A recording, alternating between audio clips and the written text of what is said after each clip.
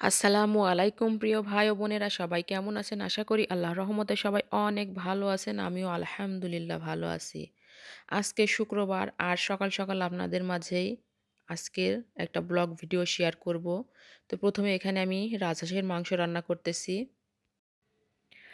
রাজহাঁসের মাংসটা আমি গতকাল একটু কষিয়ে রেখেছিলাম, আর আজকে সকালে সেটা আমি একটু ভালো করে রান্না করে নিচ্ছি। মাশাআল্লাহ, এই তো রান্না করা হয়ে গেছে। এখন এই রাজহাঁসের মাংস খাওয়ার জন্য আমি কিছু চিতই পিঠা তৈরি করে নিব। চিতই পিঠার সঙ্গে কিন্তু রাজহাঁসের মাংসটা খেতে মাশাআল্লাহ অনেক টেস্ট হয়। আজকে সারাদিনে কি করলাম তারই একটা ছোট্ট ব্লগ ভিডিও আকারে আপনাদের সাথে শেয়ার করেছি। তো এই তো প্রথমে আমি এখানে চিতই পিঠা তৈরি করে নিচ্ছি। হাঁসের মাংসটা তো রান্না করা হয়ে গেছে। এই যে দেখুন কত সুন্দর ফুলকো ফুলকো চিতই পিঠা তৈরি করেছি। আর এটাই লাস্ট পিঠা ছিল। এই যে মাশাআল্লাহ অনেক সুন্দর ফুলেছে বা ফুলকো হয়েছে এবং অসংখ্য ছিদ্রযুক্ত একটা পিঠা তৈরি হয়েছে।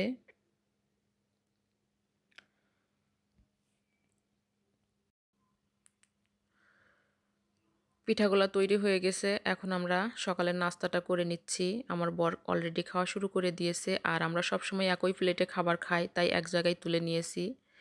এই তো দেখুন। আর শীতকালে মনে হয় হাঁসের মাংসটা আমরা কম বেশি সবাই পছন্দ করি, আর খাইতেও অনেক টেস্ট হয় আলহামদুলিল্লাহ। তো এখন নাস্তাটা সেরে নিয়ে তারপর দেখাচ্ছি কি কাজ করেছি।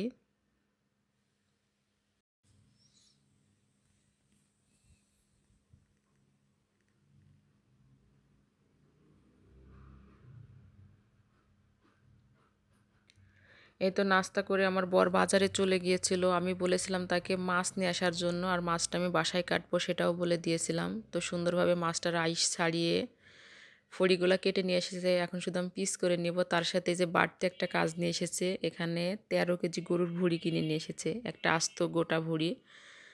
এখন সারাদিন ধরে আমি এটা পরিষ্কার করব। মানে গরুর ভুঁড়ি বা বটটা আমরা দুজনাই অনেক পছন্দ করি, এজন্য একটু বেশি বেশি কেনা হয়। আর এখানে গরুর যে নাড়ির অংশ, ওটা মনে হয় 3 কেজি মতো নেওয়া হয়েছে। ক্যামেরায় হয়তো খুব অল্প দেখা যাচ্ছে। এই তো দেখুন বড় বড় সাইজের দুটা সিলভার কাপ, আর একটা সিলভার কাপ, আর একটা যে জাপানি বা কার্পু মাছ বলে সেটা কিনে নিয়ে আসা হয়েছে। আর ভুঁড়িটা বরাবরই আমি গরম পানি দিয়ে পরিষ্কার করি। চুলাইতে অলরেডি গরম পানি বসিয়ে দিয়েছি। পানিটা গরম হতে হতে আমি মাছগুলোকে পিস পিস করে কেটে নিব। এই যে দেখুন গরম পানি বসিয়ে দিয়েছি।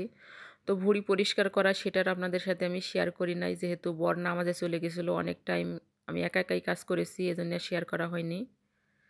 মাশাআল্লাহ, এই যে দেখুন ভুঁড়িগুলো আমার পরিষ্কার করা হয়ে গেছে। তারপর আমি হলুদ এবং লবণ দিয়ে বেশ খানিকক্ষণ পানিতে ফুটিয়ে এই অবস্থায় নিয়ে এসেছি। এগুলা পরিষ্কার করতে করতে আমার সন্ধ্যা লেগে গিয়েছে। তো দুপুরের খাওয়া দাওয়া আজকে আমাদের হয়নি। তো আমি এখন ভুঁড়িগুলাকে ছোট ছোট করে কেটে নিচ্ছি। এই ভুঁড়িগুলা সবগুলাই যে আমার কাটা হয়ে গেছে, এখন আমি ভাগ ভাগ করে ফ্রিজে উঠিয়ে দিব। খুব সুন্দরভাবে কাটাকুটি করে নিয়েছি। এগুলো হচ্ছে মোটা অংশ, আর যে নাড়ির অংশটা ছিল ওটা আমি আলাদা করে কেটেছি, মানে কেটে আলাদা করে রেখেছি।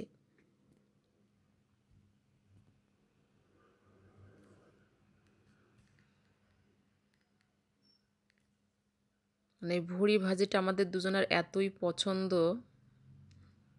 এই তো নাড়ির অংশটা এভাবে কেটে নিয়েছি।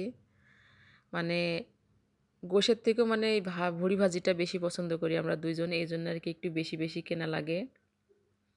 তো যাই হোক, এগুলাকে এখন আমি ভাগ ভাগ করে ফ্রিজে উঠিয়ে দিব।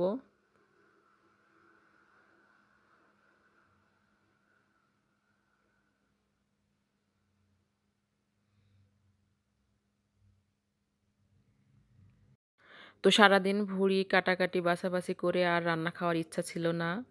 আমার প্রেশার কুকারে অলরেডি আগের খাসির নেহারি রান্না করা ছিল, তার মধ্যে আমি 1 প্যাকেট হালিম দিয়ে প্রেশার কুকারের মধ্যেই আমি হালিম রান্না করে নিয়েছি। আর আমার বর বাহিরে থেকে আমাকে নান রুটি কিনে নিয়ে এসে দিয়েছে, যেহেতু ভাত খাইতে ইচ্ছে করতেছিল না। মাশাল্লাহ, এই হালিমটা খেতে কিন্তু অসাধারণ হয়েছিল। তো এখন আমি এগুলাকে একটু মাটির পাত্রে সার্ভ করে নিব।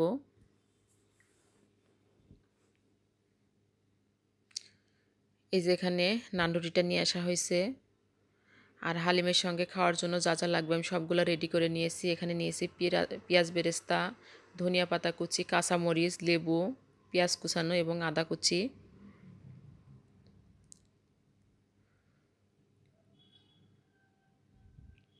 আর এই যে নান রুটিগুলো খুবই সুন্দর, তো আমি ঘি ছাড়া নান রুটি নিয়ে এজন্য আর কি এভাবে নিয়েছি। আর মাশাআল্লাহ দেখুন, হালিমটা দেখতে যতটা সুন্দর, মাশাআল্লাহ খেতেও অনেক অনেক টেস্ট হয়েছিল। মানে সারাদিন যে আমি কাজকর্ম করেছি এই হালিমটা খাওয়ার পরে সব ভুলে গিয়েছি, এতটা টেস্ট হয়েছিল। তো সব উপকরণ দিয়ে আমি একটু ডেকোরেশন করে নিচ্ছি। এত কষ্টের পর খাবো যেহেতু একটু ভালো করেই খাই, সেজন্য খুব সুন্দর করে একটু ডেকোরেশন করে নিয়েছি।